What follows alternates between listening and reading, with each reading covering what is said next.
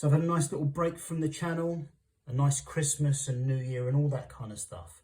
But I thought coming back into it, I'd start with something that I love. Time of Legends Joan of Arc. Now, it's been a little while since we received the Teutonic Knights. Sorry, I say since I received. I know that there are plenty of you still waiting. But I've been enjoying the game, enjoying going through the rulebook and all the changes and all that kind of stuff. So it's been really cool. But one thing that's dominating a lot of the conversations that you see on the Facebook group and places like that is issues with bases. Namely, people haven't got enough of them. And number two, the fact that they overlap the hexes and all that kind of stuff. And we're going to go through all that stuff today. So what we're going to talk about is the bases themselves, how those models are used in the gameplay, and really, most importantly, what we can do to circumnavigate the problem of not having enough. So if you are like me, you will be gluing your little models to the bases. Now I'm using glue dots, so as they are kind of semi-permanent, I will still be able to remove these at some point, but it gives it a little bit more of a firm handle than something like blue tack. Now, the way the game was originally intended, I believe, was that you would just leave them in the bases. Now that is obviously very difficult because as you're moving them around, they shake around and they can fall out. And even when you're picking up the bases, you know, it's just easier to grab a model and do it. So if you bought the Maiden Pledge, you might not know that the Reliquary box, which is all the stretch goals, didn't contain the extra bases to go with those models. They had to be bought separately. Also, there was some confusion over the Teutonic Knights expansion, whereby there was supposed to be a certain number of bases in the box, and there wasn't enough. So there's been a lot of confusion. A lot of people haven't got enough bases. So I want to go through the options available to you in order to fix that. Now, option number one, the easiest option is you go on eBay and you just buy some more bases. Option number two, you find someone who's doing resin copies. Now, I bought these from a Facebook user when the original Kickstarter fulfilled. They are pretty good. They're nice. They are certainly fit for purpose. Number three, there are plenty of STL files available for you to, if you've got a 3D printer or access to one, you can get some printed there. There are some which shave off some of the base itself, so it gives you more space. And we'll get onto that in a minute in terms of how these actually fit onto the hexes themselves. Or you can make your own. And I'll talk about a method for doing that in a minute. Okay, so let's talk about gameplay first, okay? So by the time you put one of these into the bases that come with the game, you'll get roughly 10 of these on a full hex, roughly 5 of these at half, and approximately 3 in one of the third hexes. Any more than that, you're going to have plenty of hangover and that kind of thing. So what options do we have for getting around that kind of thing? Well, number one, these bases, so you've got 3 crossbowmen here. So that makes 3 of those makes your unit of crossbowmen. Fine. There's nothing stopping you whatsoever from taking a single crossbowman and using that as your unit. There's nothing stopping you from doing that whatsoever. The amount of lives that unit has got and all that kind of stuff, they are irrelevant. You could use just a single model to represent your unit instead of 3. That gets rid of your need for bases, and it gets rid of any cramping on the hex and that kind of thing. Now, the other option you have is just to make your own. And the good thing is that if you're making your own, you don't have to make them round like this. You can make them whatever shape fits for you, really. So let's talk about ways we can do that. So to make our own bases, we can either make them out of chipboard, in which case it's just a case of cutting them out and sticking our models on, or what I think might be a potentially better option is to do them on some sort of thin, transparent plastic. So what I've got here, this is an old Match Attacks album book. So For anyone who doesn't know what that is, they're basically collectible sports cards, and yeah, you can just arrange them wherever you want. I use this for Mythic Battles Pantheon, so I can arrange all my cards and that kind of thing. Now the cover of this is quite a thin plastic, but it's going to be thin enough for us to cut and be not too flexible, so as our models don't flop around all over the place. Now, when Match Attacks, they do new versions every year and all that kind of stuff, and when the new version comes out, the albums are always very, very cheap. So what I'm going to do is I'm going to cut off one of these pages and make a few bases. Now we'll make a kind of template out of the chipboard first. So what we're going to do is we could just draw around this and then cut these out.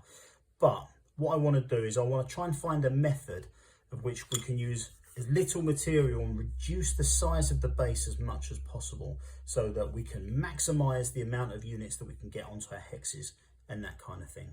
So to do that, I'll basically draw around the bases of the small 15mm scale minis.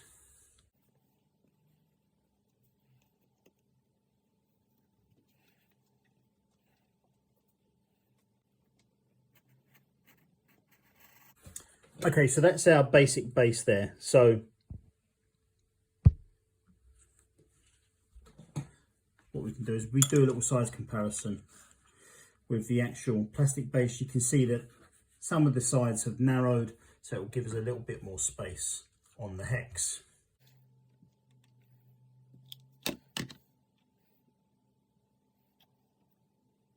Okay, so I've made 5 bases. So I did one of the plastic ones, and I did 4 out of chipboard.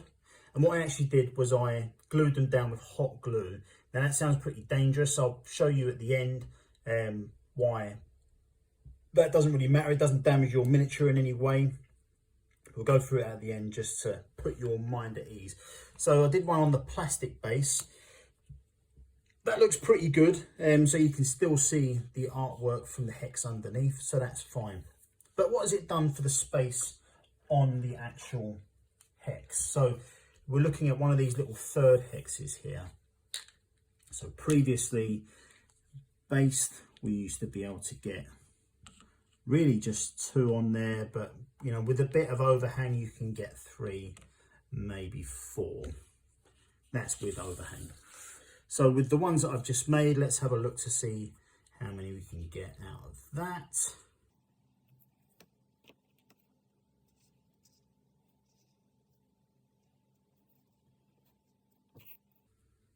I haven't actually made enough, but I reckon you could, with the same overhang as you had the other one, you get probably 7. With no overhang whatsoever, we are looking like, well, 6. So that's improved things for that status. Really, I mean, obviously there's limits as to what you can go in those hexes, and obviously there's different size bases throughout the game, but it just gives you a kind of flavour for what you can actually do. Now for stuff on the chipboard, if you want to paint this stuff, all you need to do is give the actual chipboard itself a coat of something like Mod Podge, or something like that that's going to seal it up before you start painting and that kind of thing, just to give it a bit of longevity, make sure it doesn't soak up too much and warp and that kind of thing. So for me personally, what I will do is I'm just going to replace everything probably with the plastic bases. That way I paint all these models individually. Let's have a look. Have I got any painted ones at hand I can show you? So here's a couple I've painted already. They actually come up very nice, painted these models. Well, I haven't done the base on that one, but basically I'm not good enough or patient enough to paint these on the base as they are.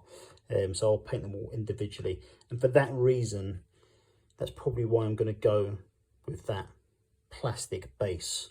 So as I don't have to do any more, do any more basing on the chipboard or anything like that. And in fact, if that goes well, I'll probably replace all of these with some thin plastic. Now, in terms of the hot glue gun, it did stick things very, very well, but I can understand why some of you would be worried about doing that. So basically, your hot glue gun, you want one that's got a temperature control. You want one you want to go on a heat of no higher than 180. Okay, then basically what you'll be able to see is once this is removed, we can get the hot glue off of there.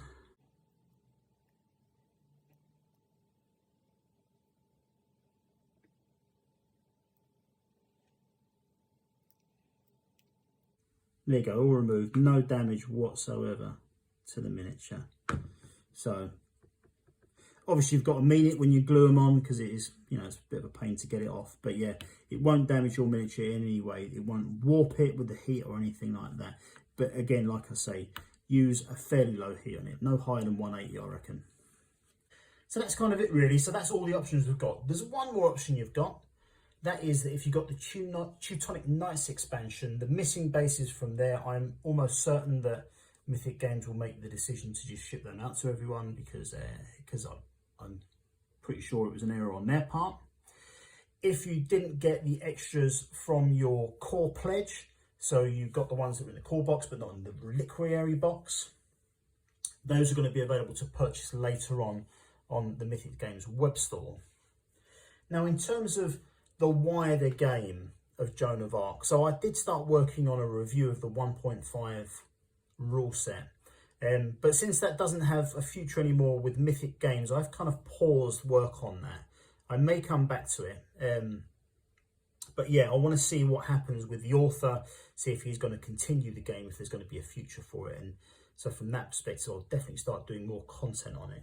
I will likely do a few painting videos and that kind of stuff, just some real basic stuff. I mean, from what I've done with these guys, they're 90% contrast and a little bit of dry brushing and metallic work on there. But if you like these and you want a paint guide for Time of Legends Joan of Arc, let me know and I'll certainly consider it. My next video will be my storage solution. So some of you may have already seen my storage solution for the tokens and the cards and all that kind of stuff, for the main box that was available, that storage solution. In terms of the miniatures themselves,